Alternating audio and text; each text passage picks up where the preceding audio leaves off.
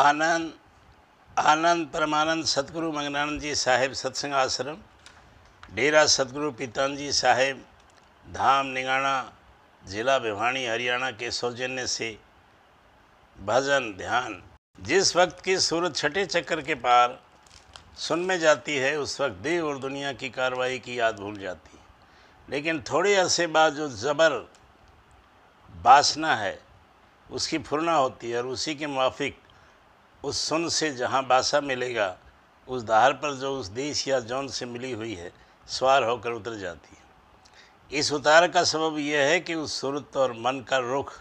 ज़िंदगी में नीचे की तरफ रहा, और भोगों की आसक्त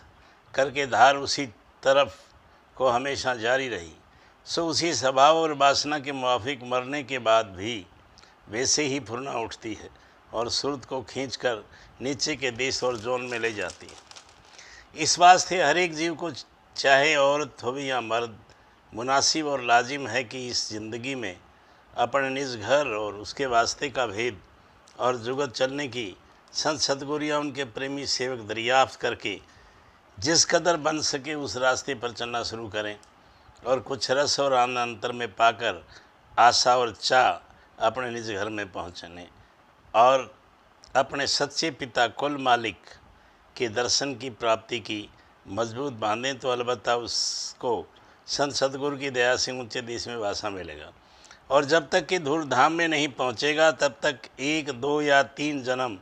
धारण करके और वही जुगत कमाकर ऊंचे से ऊंचे देश में वासा पाएगा, और हर एक जन्म पहले जन्म से बेहतर होगा, और संत सतगुरु भी हर जन्म में मिलेंगे। संत मत के हर एक सत्संगी को मुनासिब है कि जिस कदर अभ्यास बन सके सतगुरु दयाल की शरण लेकर हर रोज़ बिला नागा करता रहे, और सत्संग करके चरणों में प्रीत और प्रतीत बढ़ाता जावे, और शक और शुभा या किसी तरह का संदेह मन में न रखे, तो उनकी मेहर से अपना बल देकर जिस कदर करनी मुनासिब और ज़रूर है करा कर एक दिन इस घर पहुंचा देंगे, और जहां सूरत परम आनंद की प्राप्ति होगी और जन्म मरण के दुख और देहियों के कष्ट और क्लेश से बिल्कुल छुटकारा हो जाएगा। इसी को पूरा उद्धार कहते हैं। और जो कोई इस तरह अभ्यास जारी रखेगा वह और जौनों में नहीं जाएगा, यानी 84 का चक्कर उसका फ़ौरन कट जाएगा। इस बात में किसी को कभी शक और संदेह नहीं लाना चाहिए। खुलासा ऊपर के बचनों का, ये बात दोबारा ज़्यादा खोल कर लिखी जाती है कि जब किसी सत्संगी को शब्द साफ सुनाई नहीं दे या बिल्कुल न सुनाई दे, तो उसको चाहिए कि भजन के आसन से बैठकर सुमरन और ध्यान करे, और जब आवाज़ सुनाई दे तब सुमरन मौफिक करे, और आवाज़ में चित्त लगाए और ध्यान भी करता रहे, या उसकी भी कम कर देवे या छोड़ देवे। जब भजन के वक्त गुनावन और ख्याल दुनिया के बहुत उठें, तब भी मुनासिब है कि सुमरन और ध्यान थोड़ी देर के वास्ते उस आसन से बैठे हुए करें, और जब गुनावन हट जाएं और आवाज़ थोड़ी बहुत साफ सुनाई देने लगे, तब उसमें चित्त को लगावे और सुमरन छोड़ दे। पर ध्यान जो बन सके तो कर जाए। जिस किसी को एक मर्तबा शब्द साफ सुनाई देवे और फिर कुछ अरसे बाद गुप्त हो जावे, तो जानना चाहिए कि उस शख्स से कोई काम नाकिस बना,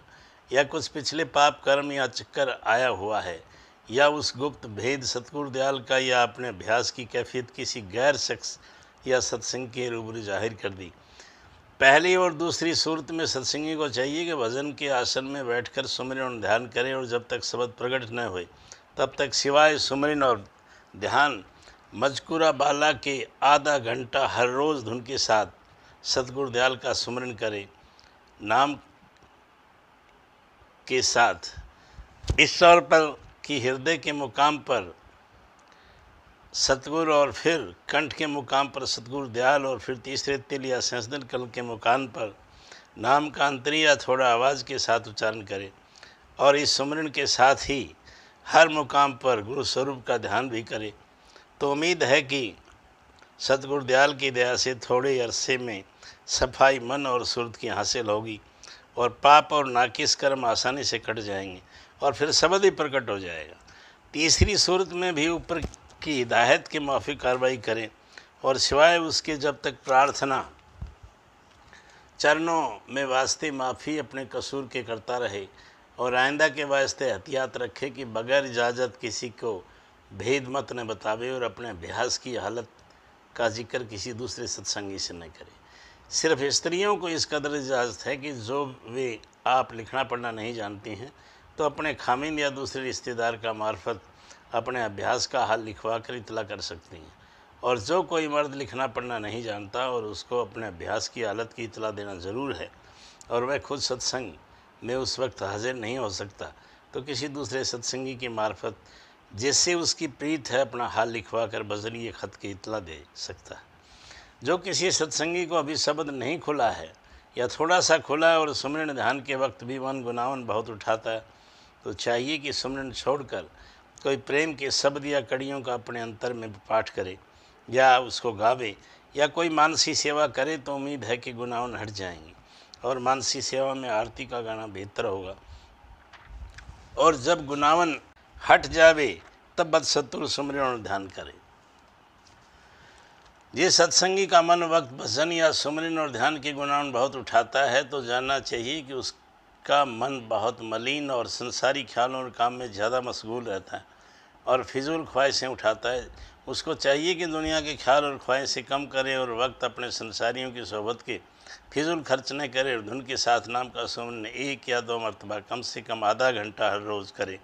तो कुछ अरसे में सफाई हासिल होगी और भजन और ध्यान थोड़ा बहुत दुरुस्त बनने लगेगा। अक्सर लोग वक्त अभ्यास की ख्वाहिश देखने, रोशनी और चमत्कार वगैरह की रखते हैं और जो वह नज़र न आए तो ख्याल करते हैं कि हमारी तरक्की नहीं है, सो ये उनकी गलती है। अभ्यास से मतलब सूरत और मन के सिमटाने और चढ़ाने का है और जो रोशनी और चमत्कार नज़र आएगा ये मायक होगा और ठहरेगा नहीं। इस वास्ते चाहिए कि जो कभी कुछ रोशनी और चमत्कार नज़र आ जाएं तो उसको देख लें मगर ख्वाहिश उसके देखने की बार बार न करें। जो मन और सूरत उनके सिमट कर कुछ अरसे किसी स्थान पर शब्द और स्वरूप के आश्रय ठहरेंगे तो थोड़ा बहुत रस और आनंद निर्मल अभ्यास का प्राप्त होगा। जिस किसी को वक्त अभ्यास की आवाज़ बाएं कान की तरफ से आए तो उनको मुनासिब है कि उस आवाज़ के सुनने में तवज्जो ना करें और जब आप बंद न होवे तो बाएं कान का दबाव हल्का कर दें और जो इस पर आवाज़ जारी रहे तो बाएं जानिब का दबाव बिल्कुल छोड़ दें और अपनी तवज्जो मध्य के ऊपर की तरफ रखें। अगर इस तरकीब से आवाज़ बाएं जानिब की बंद न होवे तो चाहिए कि भजन के आसन से बैठे हुए सुमरन नाम का ध्यान सहित इस तरह से करें कि पहले तीसरे तिल पर नाम का ज़बान दिल से उच्चारण करे, फिर सहजल कमल और फिर त्रिकुटी के स्थान पर, और इस कार्रवाई को बराबर जारी रखें जब तक कि आवाज़ मध्य या दाहिनी जानिब से न सुनाई दे और कोई मामूली वक्त तक अभ्यास करके उठ खड़ा हो। और जिस किसी सत्संगी को सत्संग रोज़मर्रा नहीं मिल सकता उसको चाहिए कि 4 या 5 शब्द का पाठ पोथी सार वचन, नज़म में से 8 या 10 मिनट का पाठ पोथी सार वचन, नसर में से समझ कर अपने हाल को मिलाकर रोज़मर्रा करे और जो हिदायत उसको मिले उसके मुआफिक जहाँ तक मुमकिन हो कार्रवाई करने की सतगुरु दयाल की दया का भरोसा रखकर कोशिश करे। इस तरकीब से किसी कदर फ़ायदा सत्संग का उसको प्राप्त होता रहेगा और अभ्यास में भी मदद मिलती रहेगी। आनंद आनंद।